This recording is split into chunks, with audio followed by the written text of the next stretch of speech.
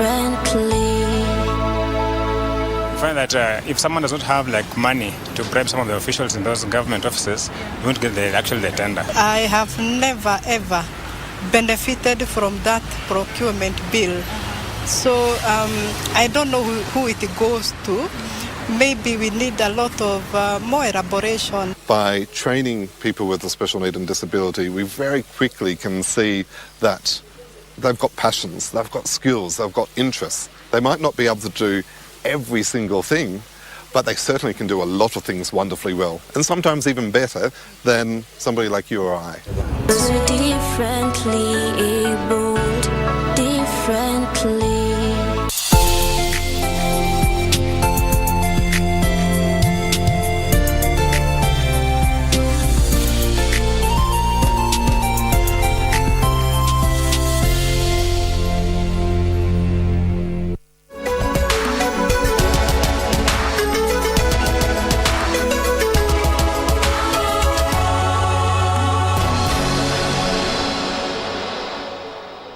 Popote unapotazama KBC.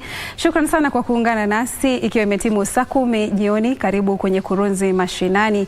Mimi ni Zainab katika lugha ya ishara ni Byron Abuli. Moja kwa moja tuanze na taarifa kwamba matibabu ya ugonjwa wa saratani katika hospitali ya mafunzo ya utafiti ya Chuo Kikuu cha Kenyatta yamepigwa jeki baada ya hospitali hiyo kununua mashine ya kisasa kwa jina CyberKnife inayotibu saratani sugu. Mashine hiyo iliyogharimu shilingi milioni 675 inaweza kutambua na kutibu kwa usahihi uvimbe mwilini bila ya kuhitaji upasuaji. Hospitali ya mafunzo na utafiti ya Chuo Kikuu cha Kenyatta imejiimarisha kutibu ugonjwa wa saratani baada ya kununua mashine ya kisasa kwa jina CyberKnife inayotibu uvimbe mwilini. Mgonjwa atalala mstarehe kwenye meza ya matibabu bila kudungwa sindano ya kumfisha ganzi, huku mashine hiyo ikitibu sehemu zote za mwili zilizo na uvimbe bila kuguzwa. Akipokea mashine hiyo, mwenyekiti wa bodi ya hospitali hiyo Profesa Olive Mugenda alisema mashine hiyo itapunguza gharama ya matibabu ya ugonjwa wa saratani kwa hadi ya shilingi 350,000. As we celebrate having the CyberKnife in Kenya, we note that Kenyans seeking treatment using this machine need not travel abroad anymore, and hence shall save immensely on the costs and provide patients with ease of access to family support during their treatment. Allow me to note that KUT-RRH is keen on promoting universal health coverage to support the government agenda for health. The cost of treatment will be about 350,000. It's about 350,000 compared to more than 1-3 million outside the country. But the good news is that we have talked with the NHIF, and NHIF will be covering the cost of the whole treatment. Kenya ni nchi ya pili barani Afrika kununua mashine hiyo baada ya Misri. Kadhalika, Profesa Mugenda alisema utaratibu wa kukita mashine hiyo utachukua kipindi cha wiki 6 na wagonjwa walio na uvimbe wataanza kutibiwa mwishoni mwa mwezi Novemba baada ya Rais William Ruto kuzindua rasmi mashine hiyo. Takriban daktari 3 na maafisa wengine wakuu kwenye hospitali hiyo watapata mafunzo ya wiki 3 nchini Marekani kuhusu matumizi ya mashine hiyo. Mashine hiyo inaweza kutibu kati ya wagonjwa 10 na 20 kila siku. Na bila shaka ni habari njema kwa wadau katika sekta ya afya, hasa katika vita dhidi ya vifo vinavyotokana na saratani humu nchini. Katika taarifa nyingine ni kwamba chama cha kitaifa cha wazazi humu nchini kimetoa wito wa kuwepo kwa sera wazi kuhusu ustawi wa miundo msingi shuleni. Akizungumza baada ya kuchukua wadhifa kama mwenyekiti wa chama hicho, Silas Obuhata alisema wazazi wanafadhili miradi ya maendeleo shuleni ilhali serikali hutoa pesa za kufadhili miradi hiyo, huku miradi mingine ikifadhiliwa na hazina ya ustawi wa maeneo bunge. Chama cha kitaifa cha wazazi kimepata kiongozi mpya ambaye amechukua hatamu hiyo kutoka kwa Nicholas Maiyo aliyekuwa uongozini kwa muda wa miaka 6 iliyopita. Wakiongozwa na mwenyekiti mpya Silas Obuhata, wanachama wa chama hicho walihimiza serikali kuwalinda wazazi dhidi ya kile walichokitaja kuwa kupunjwa na walimu wakuu. Kila mwaka unasikia kuna mjengo unaendelea, kuna basi inanunuliwa. Basi sasa kununuliwa miaka 100 na nenda, hiyo project haishi. sisi kama viongozi wa Kristo wa wazazi tunataka tuingilie katika maswali, tujue ni kwa nini haya mambo ama his projects ambazo they are endless. Everybody is crying as a parent, including all parents in Kenya, because extra levies which they are being hacked by maybe the principals and the teachers, they don't understand how are they originated. Obuhata pia amependekeza kuwepo kwa afisi ya wazazi katika wizara ya elimu. We need to have an office for the parents katika wizara ya elimu. Ndiposa tuwe na mtu special, mtu ambaye ako trained, mtu ambaye anaelewa ni nini ambacho kinahitajika kufanywa wazazi katika nchi ya Kenya, katika Ministry of Education. Ndiposa tukiingia pale kama sisi, tujue sisi viongozi wa wazazi tuko na ofisi yetu ambayo tunaweza kuingia ndani na tuanzie pale. Wakati huo huo, chama hicho cha kitaifa cha wazazi kimesema kitawasilisha mapendekezo yao kuhusu mtaala wa CBC kwa jopo lililoteuliwa na rais kabla ya mwishoni mwa mwezi huu. We have organized a 3 days national consultative meeting of all parents representatives from across all the 47 counties, which will commence on the 21st to 23rd of October this month, that's 2022. And during that meeting, we shall be scrutinizing the terms of reference or references of the task force and present our proposals. Uongozi huo mpya uliochaguliwa tarehe 30 mwezi Machi mwaka 2022 baada ya mahakama kuagiza uchaguzi huo.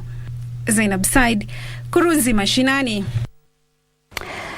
Tusalia katika masuala ya uongozi na afisi mpya ambapo sasa tume ya kuajiri watumishi wa umma imeorodhesha majina ya watu 477 wanaowania nyadhifa za makatibu wa wizara. Miongoni mwa walioorodheshwa ni wabunge wa makatibu wa wizara wanaoondoka na wataalam kadhaa ambao watasailiwa na tume hiyo kunradhi kuanzia Jumatano wiki ijayo. Gishuki Washira na taarifa hii kikamilifu. Majina ya walioorodheshwa kwa nyadhifa za makatibu wa wizara yamechapishwa kwenye tovuti ya tume ya kuajiri maafisa wa utumishi wa umma. Kati ya watu 9154 waliotuma maombi ni watu 477 ambao watasailiwa na tume hiyo. Kipengele cha 155 cha katiba kinaeleza kuwa rais atamteua mtu atakayechukua wadhifa wa katibu wa wizara miongoni mwa watu waliopendekezwa na tume ya kuajiri maafisa wa utumishi wa umma, na mtu huyo ataidhinishwa na bunge la taifa kabla ya kuchukua wadhifa huo. Watu 477 watakaosailiwa kuanzia Jumatano wiki ijayo ni pamoja na wabunge wa zamani wanaoegemea mrengo tawala wa Kenya Kwanza, wakiwemo aliyekuwa mbunge wa Lang'ata Nixon Koril, aliyekuwa mbunge wa Laikipia Magharibi Patrick Mariru, aliyekuwa mbunge wa Magarini Michael Kingi, aliyekuwa mbunge wa Narok Kusini Korei Olelemein, aliyekuwa mbunge mwanamke wa kaunti ya Isiolo Rehema Jaldesa, aliyekuwa mbunge wa Inamoi Silvanas Maritim na aliyekuwa mbunge wa Kiminini Chris Wamalwa. Tume hiyo pia imewaorodhesha makatibu wa wizara wanaoondoka, wakiwemo Safina Kwekwe, Saitoti Torome, Mika Powon na Nancy Karigidhu. Gishuki Washira, Kurunzi, Mashinani. Na Wakenya wamehimizwa kumakinika katika kutumia fursa za kidemokrasia kwa manufaa yao.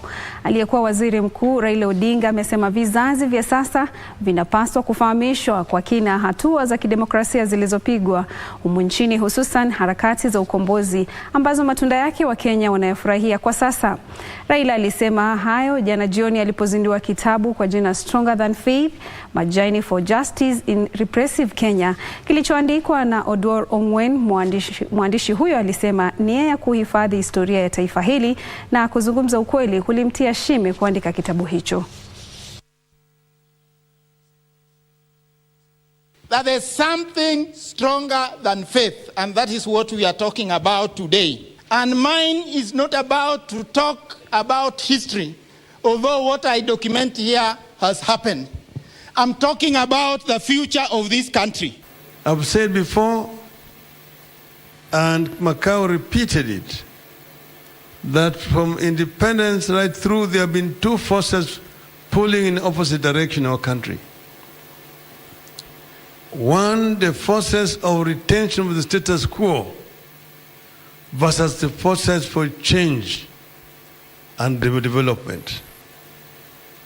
This struggle has been consistent. Some people have forgotten this. So many of our youth today don't know what happened in this country. But these are facts which need to be known. We are not here because of generosity of some other people. It was because people suffered so that Kenyans can enjoy the freedom that they have today. And if it is not protected, we are likely to go back to where we came from. So we have a duty as a people to consolidate the gains and to expand. The left must remain focused. Katika taarifa ya tanzia ni kwamba mzee wa miaka 63 katika kijiji cha Hayega, kaunti ya Kakamega, alipatikana amefia kwenye nyumba yake akiwa na majeraha mwilini. Matone ya damu kwenye nyumba ya marehemu yanaashiria kulikuwepo mvutano kabla ya kifo chake. Inasemekana marehemu alikuwa akizozana na nduguze kuhusu ardhi.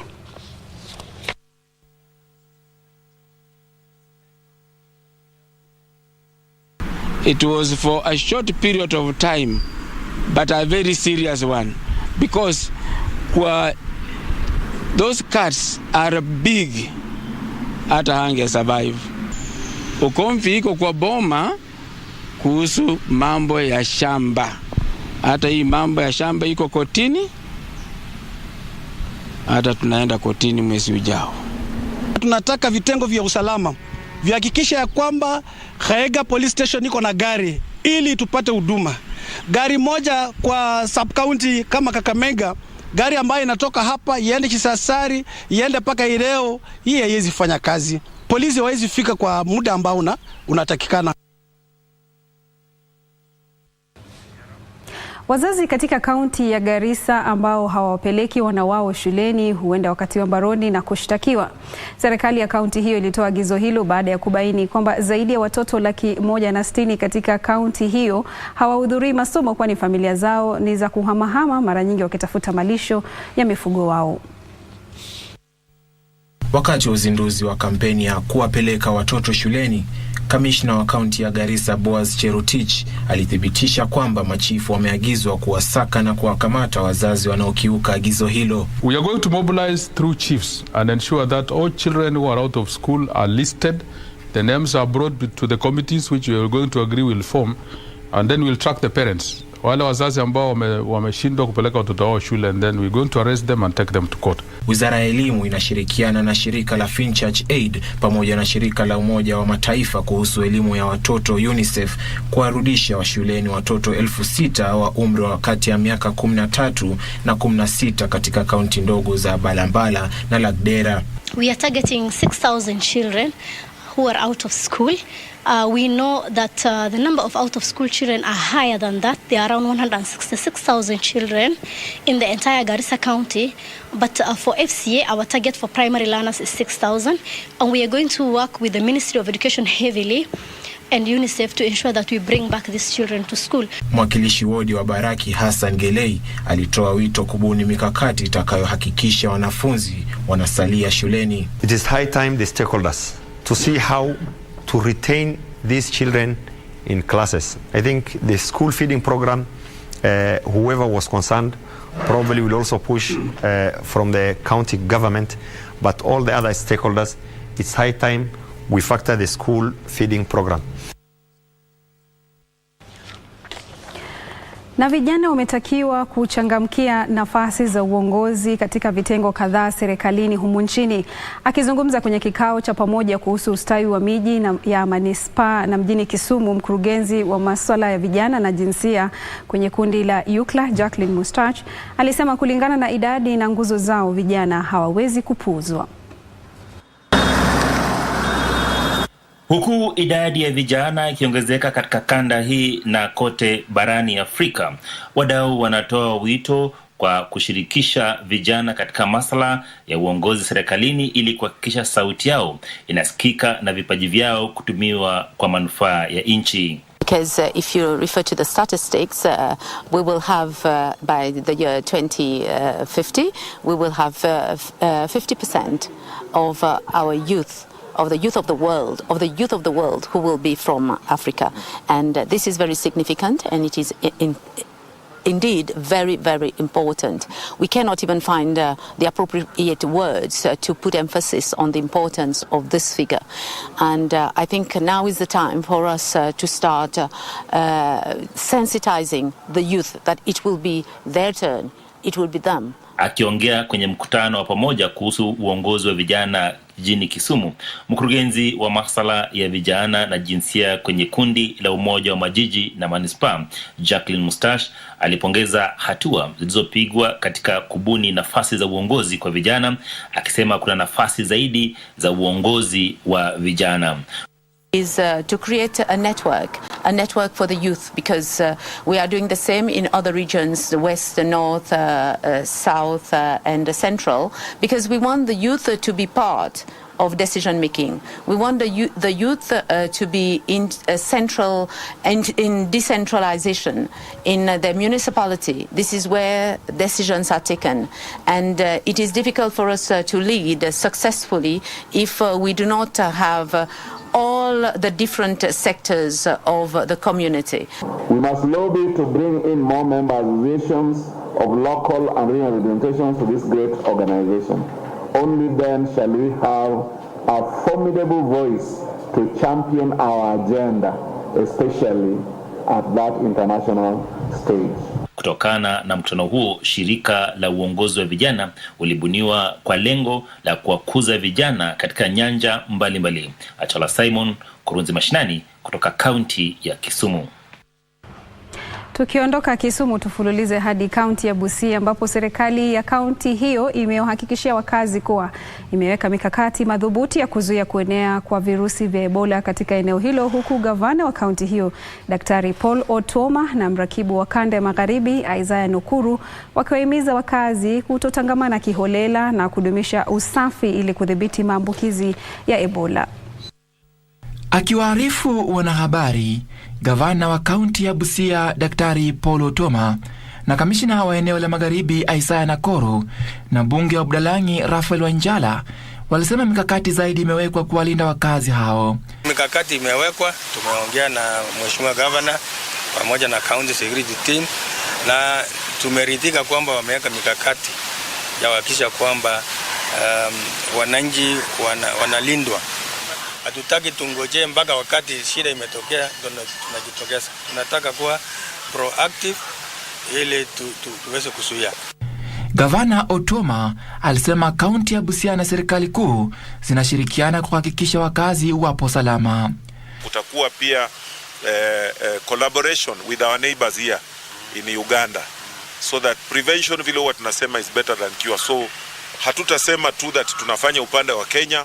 We'll need that cross-border team so that the efforts zote zikuwe coordinated. Hata hivyo, mbunge wa Budalangi Raphael Wanjala alitoa wito kwa serikali kuu kuongeza juhudi za uchunguzi katika eneo la Ziwa Victoria. So the border is porous.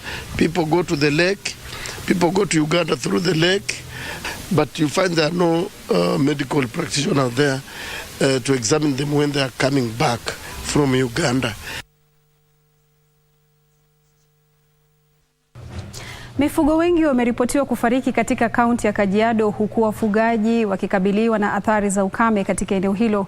Wafugaji hao ambao sasa wamepoteza mifugo wao kutokana na makali hayo kunradhi, wametoa wito kwa serikali kuwasaidia. Ni ardhi kavu iliyojaa mizoga ya mifugo. Athari za ukame zinashuhudiwa katika kaunti ya Kajiado.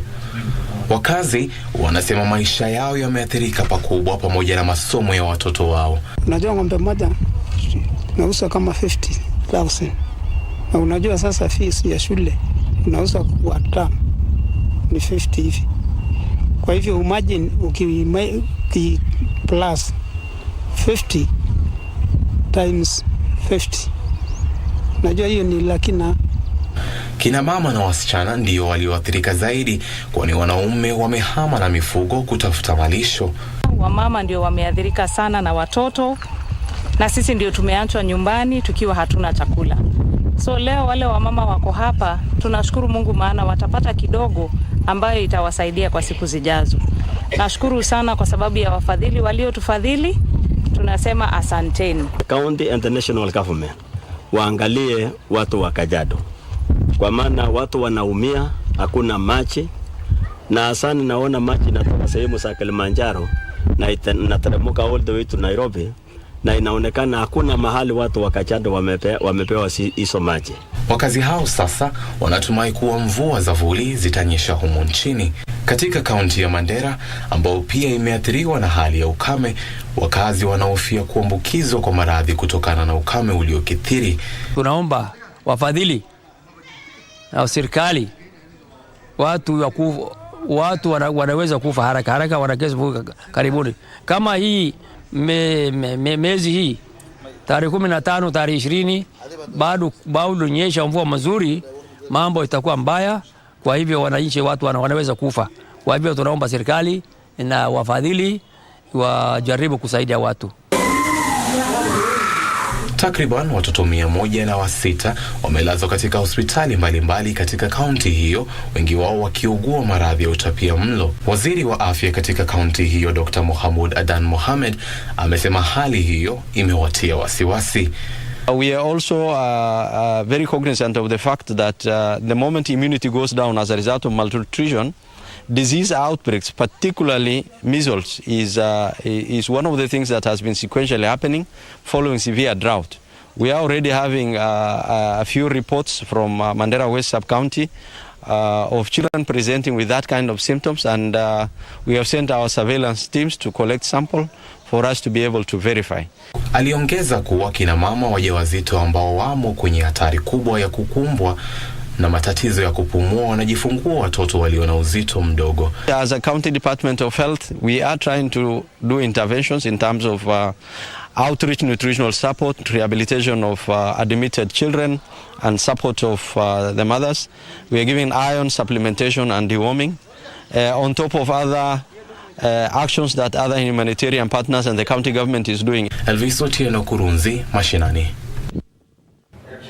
Uhaba wa hudumu wa afya waliohitimu pamoja na upungufu wa fedha magatuzini vinatatiza utoaji wa huduma bora za afya mashinani. Wadau wa mashirika ya kijamii sasa wanawataka wenzao katika sekta ya afya kushirikiana katika kushughulikia changamoto hizi. Achola Simon na maelezo zaidi.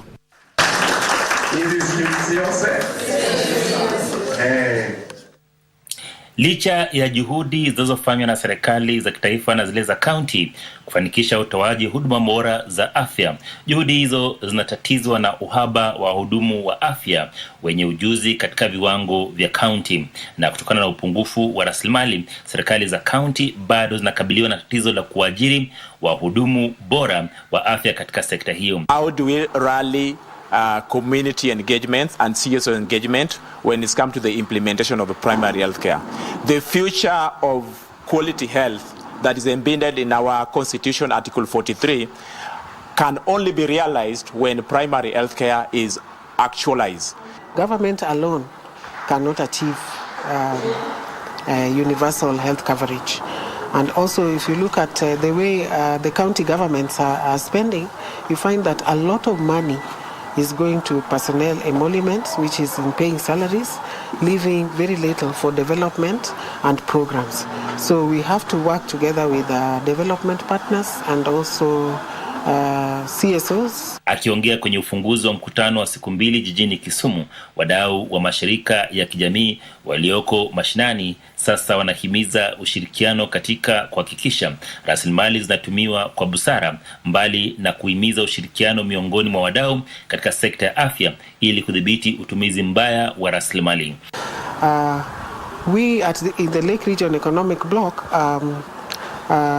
are using economies of scale where if one county has a best practice, the other counties learn from that, and they don't necessarily have to reinvent the wheel, but just customize for the problems that are there on the ground. Wadau hao wanataka kuwe na sera ambayo itahakikisha sekta ya afya humu nchini inatengewa rasilimali zaidi. One of the areas we are really focusing on is on ensuring that the policies that are there are really implemented. But again, the policies can't be implemented if they are not budgeted for. Everything has to do with budget. Achola Simon, Kurunzi Mashinani. Mtazamaji, kwa taarifa hizi na nyingine nyingi zaidi usikose kuungana naye Nancy Nyancha na Harith Salim hapo saa 1 kamili. Kwa sasa hivi niruhusu nikuage. Mimi ni Zainab Said, katika lugha ya ishara amekuwa ni Byron Abuli. Hadi wakati mwingine, Mola akiridhia. Maasalam.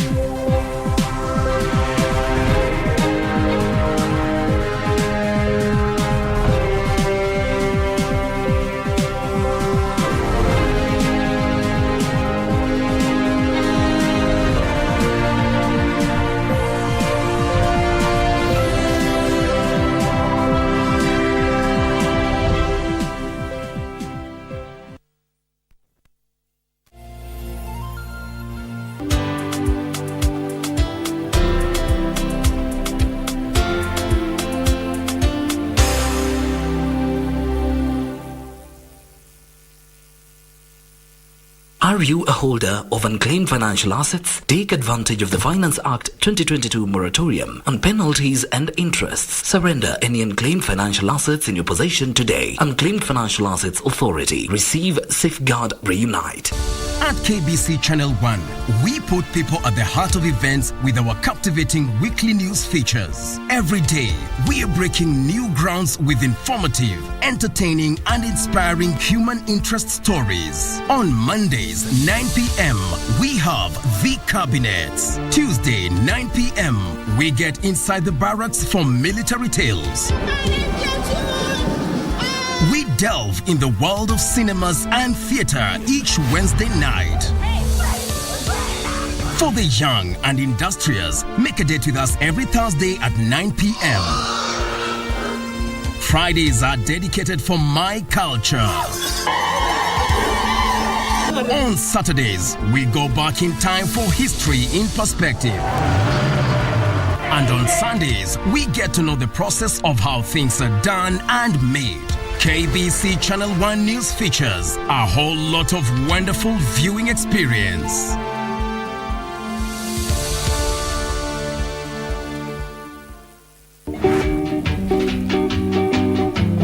Hakuna siku tutaiona tena, imeenda. Na si uko sawa kila kitu. Karara ushiki maneno. Nimesamba tai kwa boda gani? Hapo mboga nyewe nimepiga kama mvua bwana. Kwa hivyo mimi unauliza nini? Hiyo sio fiso. Mimi mnaniambianga hiyo pikipiki iende uichukue uilete ukule yako ya macho alafu tena mboga kama. Unaongea uongo kwa sababu you are not allowed to say that he is not your husband. Are you dead to confirm? Sasa nikwambie hiyo kisungu mingi uko nayo utakata ukiingia ndani. Uliponyang'anya pikipiki ulilia namna gani? I cried.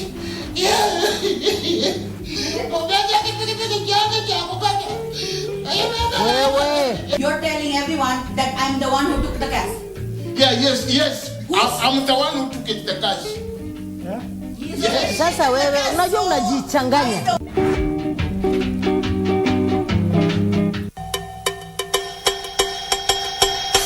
Wait at your desk. Nani alipigia Millicent simu kunishtaki? You're gonna also yell at me the same way you did to George. What happens in this office remains in this office. If you come here to lecture me on how to run the company, you better rethink it. Shika.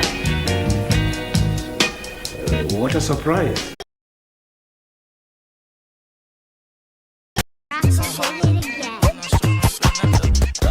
Okay, let's go.